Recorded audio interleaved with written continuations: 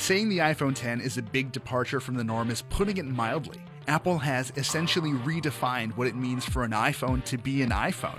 Obviously, this many changes means a lot could have gone wrong, but thankfully that wasn't the case. The iPhone X isn't perfect, but it's proof that the old ways of thinking aren't the only ones worth using. As always, let's start with the design.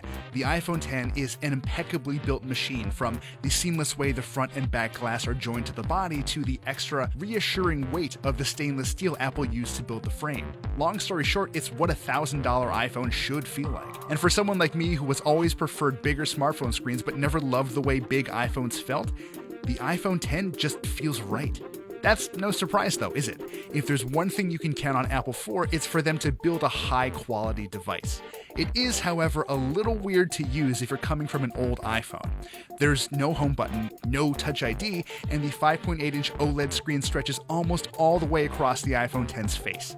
That screen, by the way, is excellent. Samsung built the panel to Apple's specifications, and it's among the prettiest I've ever seen on a smartphone. If you're used to seeing Samsung's vivid, punchy AMOLED screens, this one might leave you a little cold since it's tuned to look a little more natural. I certainly don't mind it though, if only because it's leagues ahead of the LCD screens Apple uses in its other phones. The iPhone X screen has a wide color gamut though, which helps make some images look more lively, and it packs support for HDR10 and Dolby Vision HDR, so you're not going to run out of pretty things to look at anytime soon. But there is a notch, a noticeable black notch. You probably know by now that in addition to all the usual stuff Apple squeezes into the tops of its phones, that notch also plays host to all the stuff that makes Face ID work. In other words, it's a necessary evil. Now, believe it or not, but over the week I've been testing the iPhone X, I've actually stopped noticing it. No, really. After all, most of the action happens towards the center of the screen anyway. What I can't stop noticing is how non-optimized apps get letterboxed on the iPhone X screen. They're bounded on the top and bottom by expanses of black space, and they just look dated. Not bad, dated. Since unlike some Android phones, there's no way to force an app to go full screen, we all just have to wait until app developers issue those crucial updates. So, what is it like to actually use the iPhone X? In short, it's not as difficult as some might think. Since there's no home button, you swipe up on an app to go back to the home screen. If you swipe and hold, you get a little haptic buzz and there's your app switcher. This might be one of my least favorite changes because you now have to press and hold an app window before you can dismiss it. It's not that much slower than before, but dang it, I like the switcher the way it was. At least you can now cycle through apps by sliding your finger across the bottom of the screen. Anyway, since the iPhone X is smaller than the 8 Plus, it's quite easy to operate with one hand. If you need to reach the top of the screen without stretching your thumb though, you can turn on reachability. After that's done, a swipe down on the bottom of the screen brings the top of the screen within easy reach. Your mileage may vary, but it only took me about a day to get used to these changes, except for Control Center. Even now, I find myself swiping up to change the brightness, only to remember that you now have to swipe down from the right side of the notch to get to those controls.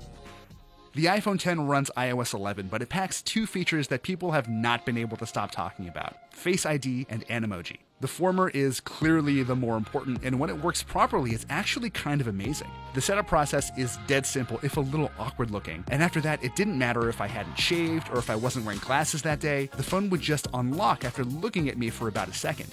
You'd better get ready to use it all the time though. Beyond just unlocking the phone, you'll also use it to authenticate logins stored in your keychain. In other words, anytime you used to use Touch ID to log into something, you'll now use your face. It isn't perfect though. While it worked in broad daylight and in dingy dive bars, it occasionally struggled to recognize me in bed when I just woke up. Maybe my face was a little too puffy, or maybe I was just holding it a little too close. In those admittedly rare cases, I did miss Touch ID. Face ID can also be fooled by twins, but it at least checks to see if it can see your eyes before unlocking by default. You don't need to worry too much about someone using your face to unlock the iPhone X while you're sleeping. And then there are Animoji.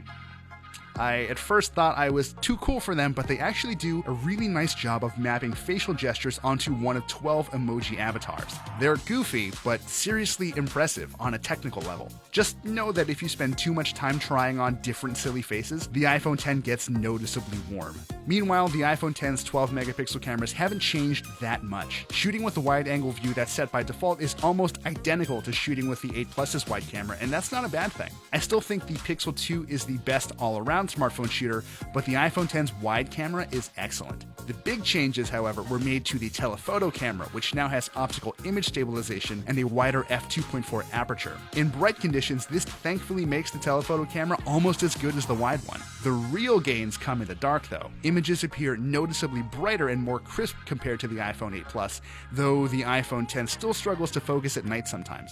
You can now also use the 7-megapixel front camera to take portrait mode selfies thanks to all the tech that makes Face ID possible. It definitely works, but it's not ideal. My face was always pin sharp, but it almost always blurs out the top of my head. This very shallow depth of field also means that if you're trying to take a group portrait selfie, other people will almost certainly get blurred unless you're all huddled together just right. Now, I hope you weren't hoping this $1,000 iPhone performs better than the 8 or 8 Plus, because it doesn't. They all share the same 6-core A11 Bionic chipset, and like the 8 Plus, the iPhone X uses 3GB of RAM. This isn't a bad thing either. The A11 is a very powerful chip, and it handled everything I threw at it, from frequent multitasking to playing pretty augmented reality games without trouble.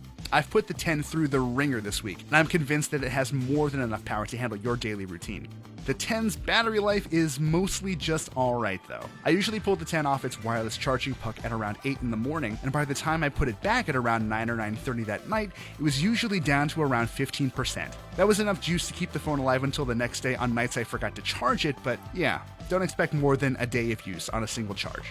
Now, after spending a week with the iPhone X, I guess there's only one appropriate way to end this video. This is the future of the iPhone, and it's a promising one. Apple didn't get everything right, but the fact that the X generally feels as elegant as it does is impressive. On a technical level, this is the best iPhone Apple has ever made. But more importantly, it's a strong foundation for the iPhones of tomorrow to build on.